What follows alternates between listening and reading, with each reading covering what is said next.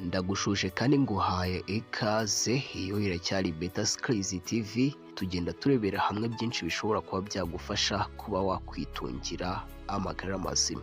Uyu munsi tugiye kureba byibura utubuto tugera kuri 15 dushobora kuba twagufasha mu mikorere myiza ya prostate.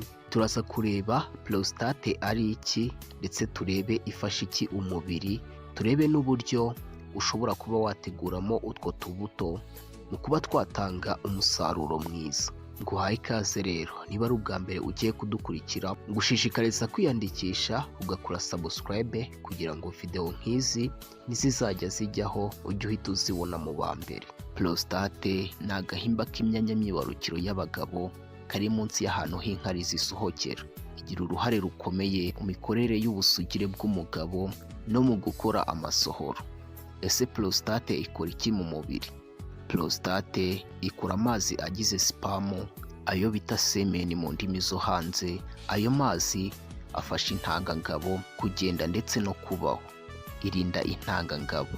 Amazi ya prostate arinda sperm kwangirika no kubura imbaraga. Ifasha mu gihe cyo gutera akabariro.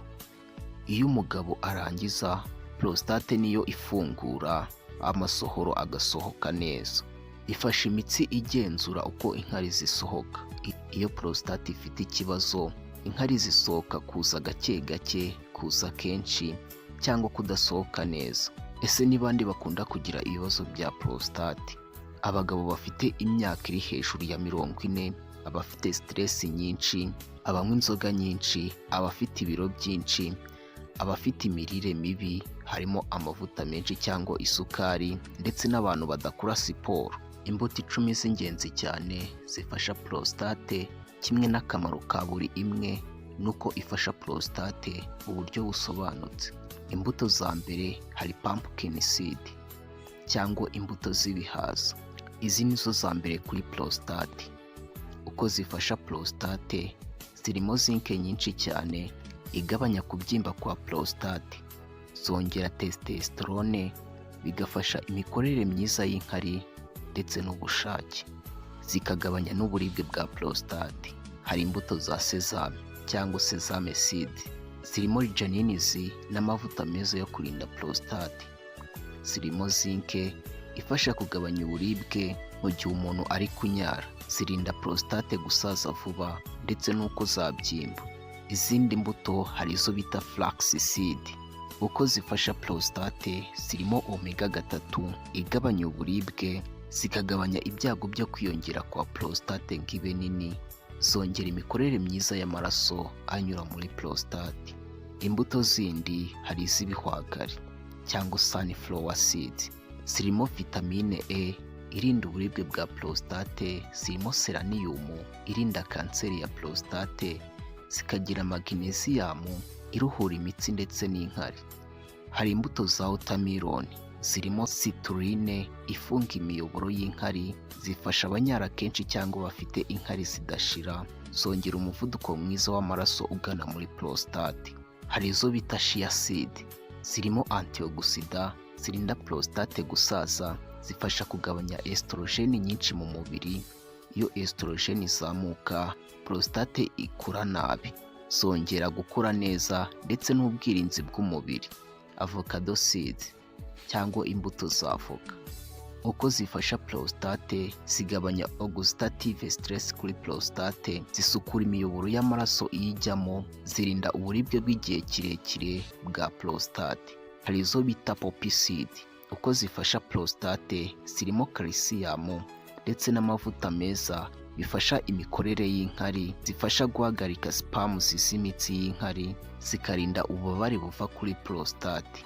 Hari imbuto z'imizabibu, zirimo antioxidant zikomeye kurusha vitamine C, zirinda kanseri ya prostate ndetse no gusaza tw'utunyangingo, zigabanya uburibwe buturuka kuri prostate ifite kubyimbagirana. Hemp seed zirimo omega 3 ndetse na 6 mu rugero rwiza, zigabanya kubyimbagirana kwa prostate, zongera kubura imbaraga no kugabanya stress ku myanya y'inkari, zirinda indwara za prostate ziterwa n'amaraso adafite umuvuduko mwiza. Ingamba zo gukoresha izi mbuto neza hari ukurya akantu gato byibura garama 10 kugera kuri 30 buri munsi. Ibi biba bihagije. Kuzivanga mu gikoma, uburo, yogati cyangwa amazi y'akazuyazi. Iki gihe kubivanga ushobora gukoresha pumpkin seed, sesame seed, flax seed, chia seed, sunflower seed, watermelon seed, avocado seed, poppy seed, hemp seed ndetse na grape seed.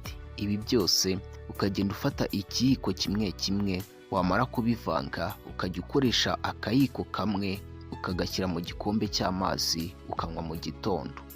Ese ni gute ushobora gukoresha ziriya mbuto ugakosora bimwe mu bibazo mu gihe ugabanya ubunini bwa prostate, uruhura imiyoboro y'inkari, ugabanya uburibwe bwo kunyara, ugarura ubushake ndetse n'imbaraga ku bagabo? Tugiye kureba uko ushobora kugenda utegura ziriya mbuto ukagenda ukemura ibi bibazo. Mu gihe ushaka kugabanya ubunini bwa prostate, ushobora gukoresha pumpkin seed, sesame cyangwa flax seed. Ibi byose bitanga zinc ndetse na arginine bigabanya uturemangingo twa prostate kubyimba.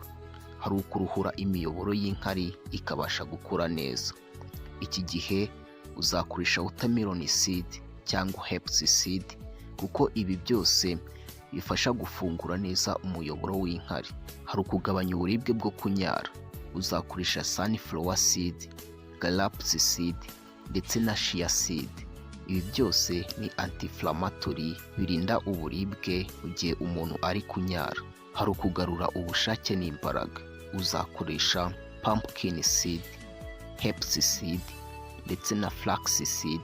Ibi byose byongera testosterone ndetse no gutembera kw'amaraso. Gusa hari ibyo ugomba kwirinda kugira ngo niba ufite ikibazo cya prostate ube wakira vuba. Hari ukwirinda alcohol cyangwa inzoga kuko zongera inflammation ya prostate, zongera kunyara kenshi kandi zituma utinda gukira. Hari ukunywa ikawa nyinshi cyane kuko kafeine y'ikawa cyangwa mu cyayi cy'umukara cyangwa energy drink byongera uruhago kubyimba bigatuma prostate idakira vuba. Hari ukurya umunyu mwinshi. Umunyu wongera kubyimba kwa prostate bigatuma mu mubiri inkari ziza gake gake. Hari ukwicara igihe kirekire. Iyo wicaye amasaha menshi bitera igitutu kuri prostate, bigatera ububabare, bikangiza imiyoboro y'inkari. Hari ukurya ibirungo bikaze cyane nk'ibirungo bivangavanze, chile, kuri, vinegere nyinshi. Biba ari byiza kubigabanya mu gihe uri kwivuza. Hari stress nyinshi, igabanya hormone zifasha prostate gukira, yongera ububabare bw'inyuma y'imyanya myibarukiro munsi y'uruhago. Hari isukari nyinshi n'ibinyobwa bishyushye. Ibi byongera kubyimba bigatuma ukira buhoro. Ibinyobwa nka fanta, ikawa, keke, biswi biba ari byiza kubyirinda. Kureka gukora siporo nabyo bigira ingaruka nyinshi byo gutuma udakira vuba kuko amaraso agera kuri prostate nabi, bigatuma uburibwe buhoraho. Biba ari byiza kugenda byibura iminota 20 kugera kuri 30 ku munsi. Hari ukwirinda kunyara igihe kirekire.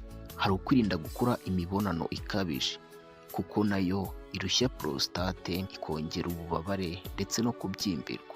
Ndagushimiye cyane rero, tuzakomeza ubutaha kwibutsa ko yari Beta Skills TV, aho twagendaga tureba byinshi bishobora kuba byagufasha kuba wakwitungira amagara mazima.